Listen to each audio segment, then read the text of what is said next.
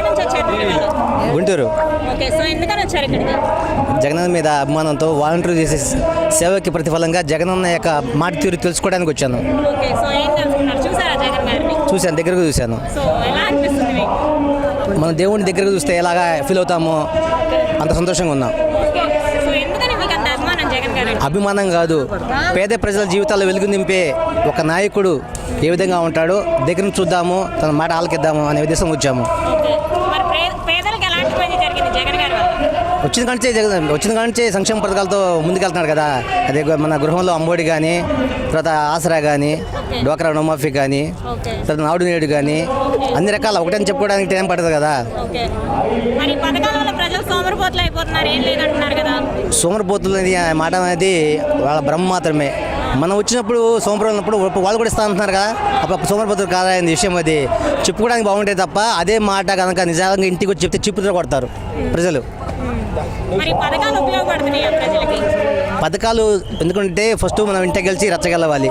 ఇల్లు బాగుంటేనే, ఇల్లు అభివృద్ధి చెందితేనే రాష్ట్రంగా దేశంగా బాగుపడుద్ది. కుటుంబాలు బాగుంటేనే అన్ని రకాల వ్యవస్థలు బాగుపడతాయి అన్నమాట. ఆర్థిక వ్యవస్థ బాగుంటుంది. వాలంటరీ వ్యవస్థ ఒక సేవాభావంతో జగనన్నకి తోడుగా ప్రజాస్వామ్యంలో మేము కూడా రాబోయే కాలంలో భావి పౌరులుగా ఉండాలనే ఉద్దేశంతో సేవాభావంతో చేస్తున్నారు తప్ప వాళ్ళ జీతం కోసం చేయట్లేదు.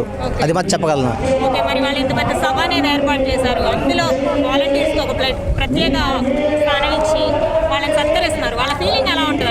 అది మాటలు చెప్పలేదు ఆ ఫీలింగ్. అది ఎందుకంటే మనం దగ్గరగా వచ్చి ఏ విధంగా అయితే మనం ఒక మంచి పని చేసామని ఒక మంచి వ్యక్తి పొగిడినప్పుడు మనం కొన్ని సందర్భాల్లో మనం చెప్పలేము. మనం అలాంటి సందర్భం అంటే ఇది సీఎం గారు వచ్చి విందు తట్టారు అంటే వాళ్ళ యొక్క పవర్ ఎంతో సీఎం గారు తెలుసు కాబట్టి వచ్చి విన్నట్టు ప్రోత్సహించారనమాట.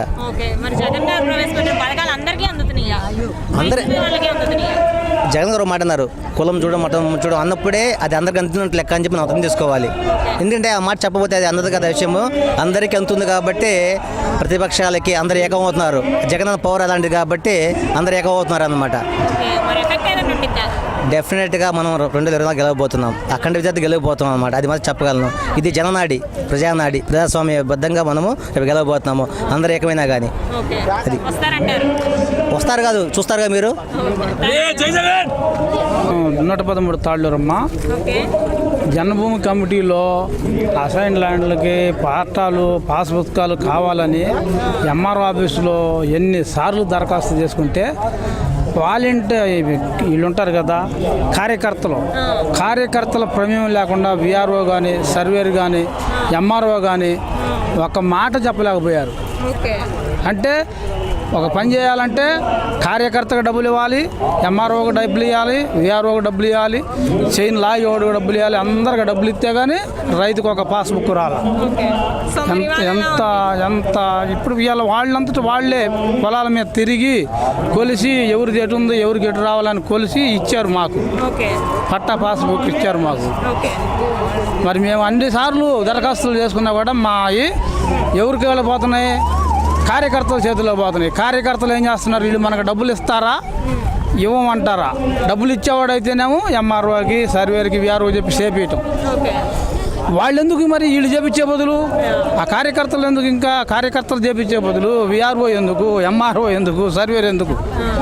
ఆ 2 డిపార్ట్మెంట్లు బాగా ఫ్రాడ్ చేసాయి రాష్ట్రాన్ని. చంద్రబాబును కూడా ఫ్రాడ్ చేసింది వీళ్ళే. కార్యకర్తలు, ఎండిఓ ఆఫీసు, ఎంఆర్ఓ ఆఫీసు, వాళ్ళ వల్ల ప్రజలకు చాలా బాధ కలిగి ఈ ప్రభుత్వంలో అట్లా జరగట్లా. డైరెక్ట్ దగ్గరకు వస్తున్నారు, ఇద్దరిని ఎదురు పెడుతున్నారు. ఇది నీదా, అది ఆడిదా, ఎవరిదని అడుగుతున్నారు. అక్కడే క్లియర్ అయిపోతుంది. అక్కడే ఎంఆర్ఓ, విఆర్ఓ రాసుకొని రిపోర్ట్ పైకి పంపించేశారు. మాకు పట్టాలు ఇంకెక్కడ కడుతున్నారు? ఎవరు అడుగుతున్నారు అసలు? అడుగుతున్నారా ఎక్కడన్నా? మీరు ఎక్కడ విన్నారా? ఇప్పుడు ఎక్కడ అడిగేది లేదు. అడిగితే భయం ఉంది, లంచం అడగకూడదు అని భయం ఉంది. జగనన్న ప్రభుత్వంలో లంచం అడగకూడదని తెలిసిపోయింది జనాలందరికీ, ఆఫీసర్లకు కూడా తెలిసిపోయింది. ఎవరు అడిగే ఛాన్స్ లేదు. బ్రహ్మాండంగా ఉంది. జనం అందరూ మళ్ళీ వేస్తారు, మళ్ళీ సీఎం ఆయన అవుతాడు. కానీ లంచాలు లేకుండా మేనేజ్ చేయటం అనేది ఆయనకు గొప్ప సంకల్పం. అమ్మా జగన్ గారికి గొప్ప సంకల్పం. ఆయన గమనించాడు ఎక్కడ జనం దెబ్బతింటున్నారా. రైతుకి ఏ రైతుకి ఎంఆర్ఓ ఆఫీస్కి అర్జీ పెట్టుకోవాలనే పని అయిందని ఒక్క రైతుని చెప్పమని, ఏ గ్రామంలోనైనా సరే రాష్ట్రం మొత్తం మీద ఇన్ని గమనించాలా చంద్రబాబు.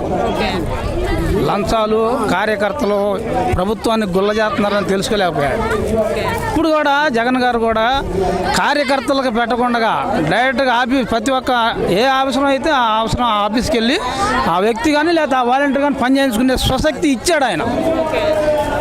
వాలంటీరు లేకపోతే వెళ్ళి డైరెక్ట్గా సచివాలయానికి వెళితే పని అయిపోతుంది.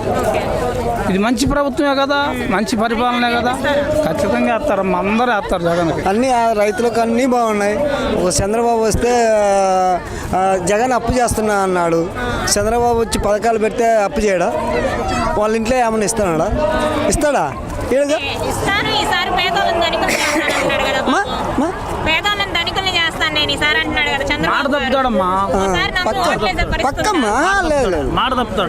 పక్క సీఎం అయితే జగన్. సీఎం గారే అవుతారు, జగన్ గారే అవుతారు. పక్క ఎలా చెప్తున్నారు? కాన్ఫిడెంట్ పక్కమ్మా. ఆయన పథకాల గురించి పక్క చేస్తారు. వర్షాలు కురసవు, మెయిన్ పక్క వర్షాలు కురసవు. ఒకవేళ కురిస్తే కనుక వరదలు వస్తాయి. పక్క ఇదిగో ఇప్పుడు మన రాజధాని రోడ్లు వేసారుగా, ఇంత లోతు పడినాయి. ఇంత ఊరికే పొలం మీద ఇదిగో ఈ రాగట్లో దోకారు, రోడ్డు వేసారు. మేము రాజధాని రోడ్లు వేస్తున్నాం. మేము బీవీఎస్ఆర్ వాళ్ళం. బీవీఎస్ఆర్ మేము సీఎం ఇంటికాడ రోడ్డు వేసాం, నిడమర్లో రోడ్డు వేసాం, కోటప్పకొండ రోడ్డు వేసాం. మా రోడ్లు చూడండి, మన చంద్రబాబు రోడ్లు చూడండి. ఇక్కడ రాజధానిలో పక్క చంద్రబాబు వచ్చే జరగదమ్మా. పక్క జరుగుతుంది. వాలంటరీ వ్యవస్థ మన ఆంధ్రప్రదేశ్లో అద్భుతంగా పనిచేస్తుంది. మన రాష్ట్రాన్ని చూసి పక్కన తెలంగాణ రాష్ట్రమే అసూయ పడుతుంది. మేము ఆంధ్ర వాళ్ళమే. మా ఫ్రెండ్ హైదరాబాద్లో ఉన్నారు. మన రాష్ట్రంలో ఉన్న వాలంటరీ వ్యవస్థ చూసి వాళ్ళు అసూయ పడుతున్నారు. ఇంటికి వచ్చి పథకాలన్నీ అందిస్తున్నారు. రూపాయి కూడా కరప్షన్ లేకుండా ఎంతో అద్భుతంగా మీ పరిపాలన ఉంది. ప్రతి పథకం ఎలాంటి మధ్యవర్తి లేకుండా డైరెక్ట్గా ఎటువంటి స్కీమ్ అయినా అర్హత ఎవరున్నా అందరికి ఇస్తున్నారు. ఈ వాలంటరీ వ్యవస్థ చూసి మన భారతదేశం అంతా మన రాష్ట్రాన్ని చూసి వాళ్ళు ఆశ్చర్యపోతున్నారు. అదంతా వట్టి మాటలండి. పల్లెటూరులో కానీ ఎక్కడైనా వాలంటరీ వ్యవస్థ అనేది మన పనులు మనం మానుకొని తిరగకుండా అద్భుతంగా మన కొరకు వాలంటీర్లే పనిచేస్తున్నారు. ప్రతి పథకం అర్హత కలిగిన వారికి ప్రతి ఒక్కరికి ఎటువంటి పార్టీలతో సంబంధం లేకుండా అందరికీ ఖచ్చితంగా అందుతుంది. అది వట్టి మాటలే. ప్రతి ఒక్కరికి అందరికి అందుతున్నాయి. అర్హత ఉన్న వారికి ఎటువంటి మధ్యవర్తి లేకుండా ఊళ్ళో పెద్దవాళ్ళ నాయకులు అవసరం కూడా లేదు. మనకి ప్రతి అర్హత అందితే వాలంటీర్ వచ్చి ఇంటికి వెళ్ళి రాసుకొని వెళ్తున్నాడు. ఖచ్చితంగా మనకు పథకం అందిస్తున్నారు. అదంటే వట్టి మాటలండి. ఎక్కడ లేదు. అదంతా వట్టి మాట. చంద్రబాబు గారు పవన్ కళ్యాణ్ గారు కలిపి వస్తున్నారు కదా, జగన్ ఏముండదండి. ఏముండదు. వాళ్ళు ఎంతమంది కలిసిన ఏముండదు. సీఎం సీట్ గా నీకు అర్హత లేదని చెప్పి జగన్ గారిని అంటున్నారు కదా. అంతా వట్టిదేనండి. జగన్ అనే సీఎం మళ్ళీ 100%.